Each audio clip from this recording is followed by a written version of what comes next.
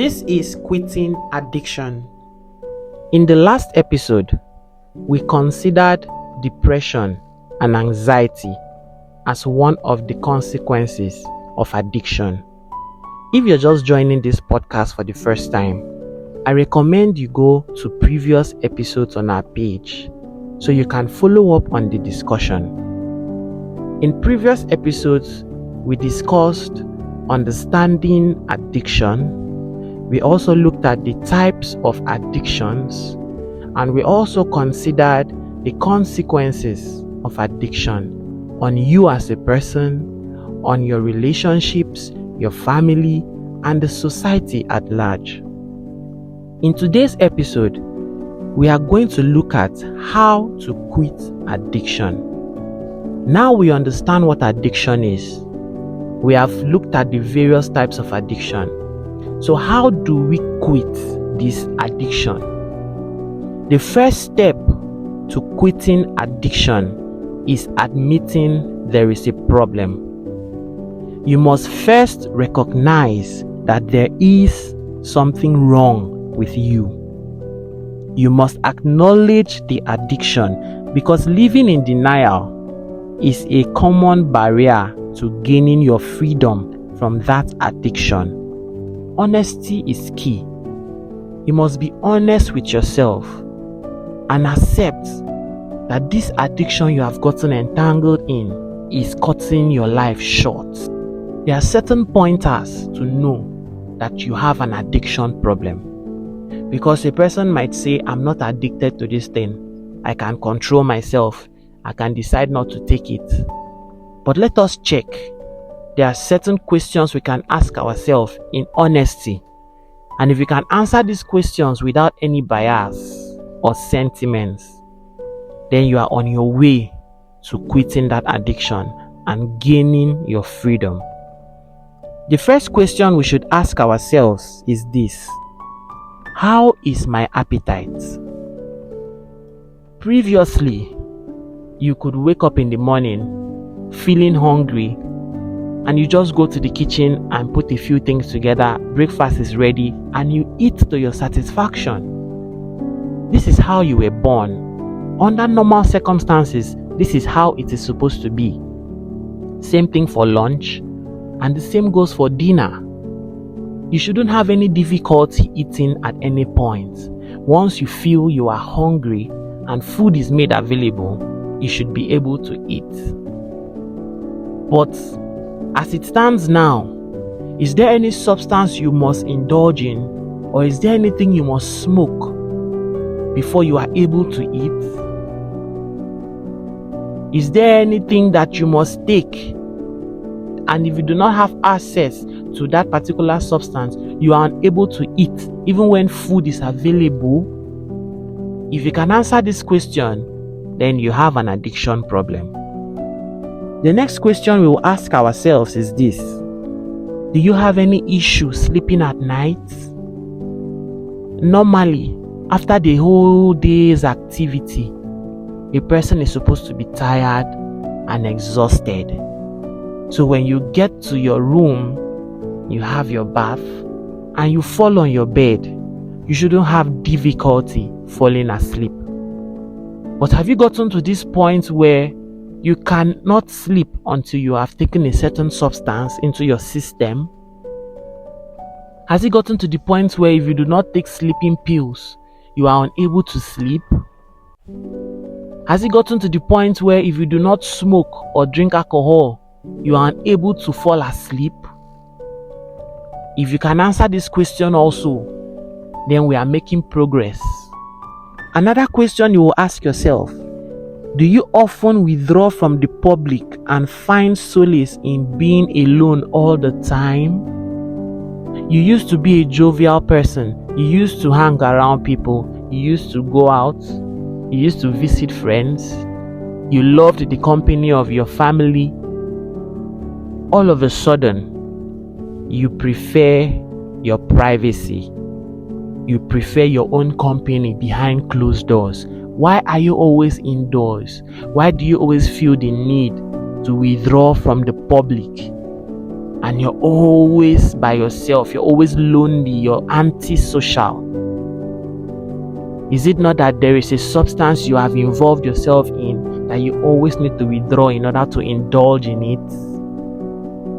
Don't you have an addiction problem? Remember, we said honesty is key to finding solution. You must understand that you are not alone in this problem of addiction. Millions of people have overcome addiction by starting from this point of admitting there is a problem. Admitting that you have a problem is not a sign of weakness. It is a sign of strength. Another question I would like you to ask yourself is this: do you have difficulty saving money? When money enters your hands, how do you prioritize your spending?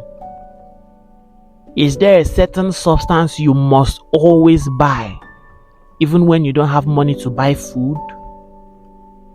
Even when you don't have money to take care of yourself, the little money that enters your hand, where does it always go? Where is the bulk of your finances going to? Are you not buying a particular substance that you're always indulging in every day? Is that not why you are broke? Is that not why you have no savings? Is that not why you are selling off your properties at cheaper rates just so you can afford this expensive and addictive lifestyle? Of course, addiction is expensive because the substances you have gotten addicted to are not free. You have to buy them. So have you not become a debtor? Are you not owing a lot of people just because you need to afford this substance without which you cannot eat, you cannot sleep, you cannot function, you are unhappy and depressed? If you can answer these questions honestly within your heart, then my brother, my sister, you have an addiction problem. Another question I would like to ask you before we move on to the next step is this: are you losing weight?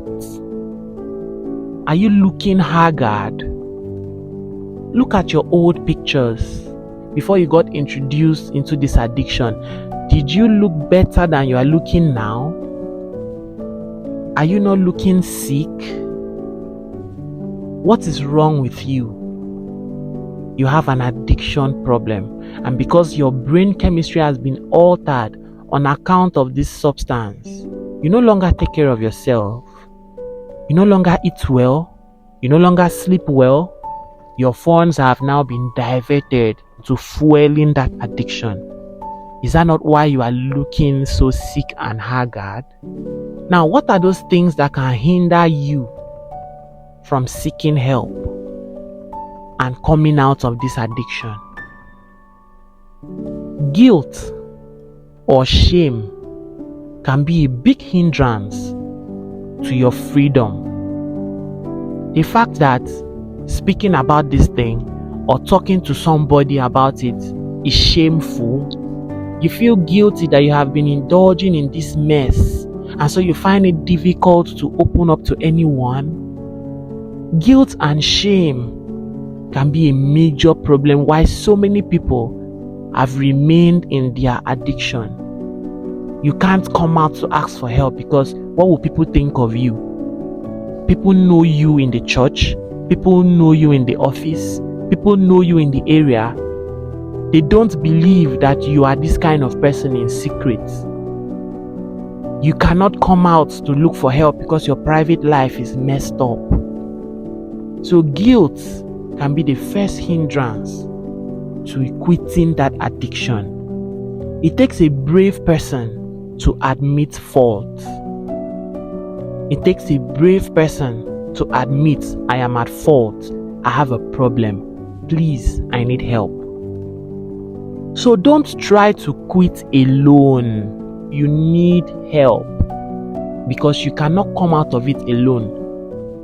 The disadvantage of trying to quit alone is that you are not accountable to anyone. Somebody has to watch over you to ensure that you come out of that addiction. Somebody has to take your addiction problem personal. That is how you will find help. So you are accountable to somebody. Somebody is checking up on your progress on a daily basis. You can decide to stop that addiction today, and by tomorrow, the withdrawal symptoms begin to show up. You lose appetite. You no longer have joy in anything. You cannot sleep. You cannot eat. And as a result, that pushes you to go back on your decision to quit. But when you come out and you expose that addiction, you bring it out and ask for help, and ask the right people for help, then you have started your journey to quitting addiction. And this is why Quitting Addiction has come to your page today.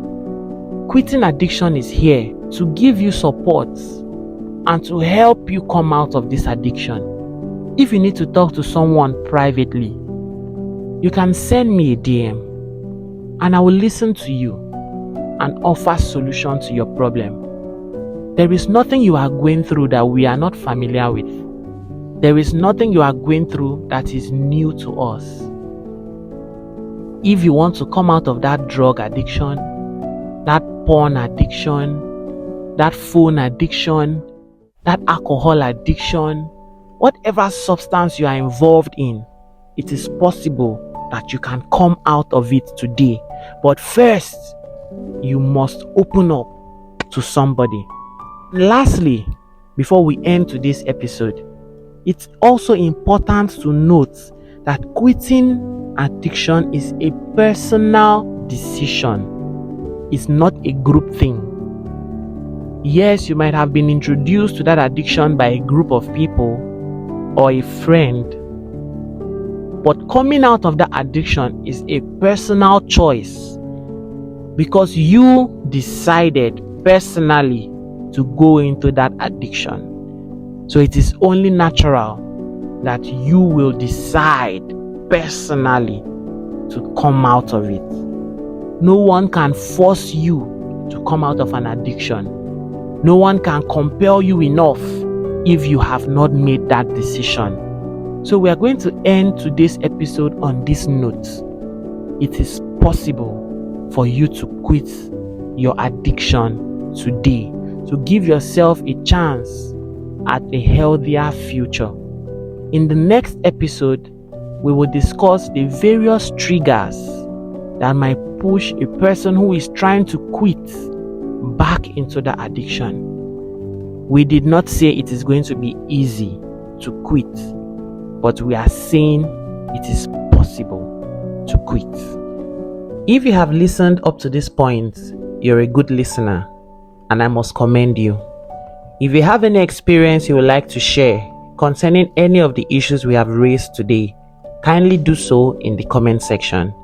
You can send me a DM if you need to speak to someone, and we'll reach out to you. Like this video, share it among your friends because someone needs to hear this. And don't forget to follow Quitting Addictions to stay updated with subsequent episodes. I remain your presenter, BEN. Have a wonderful day. Goodbye.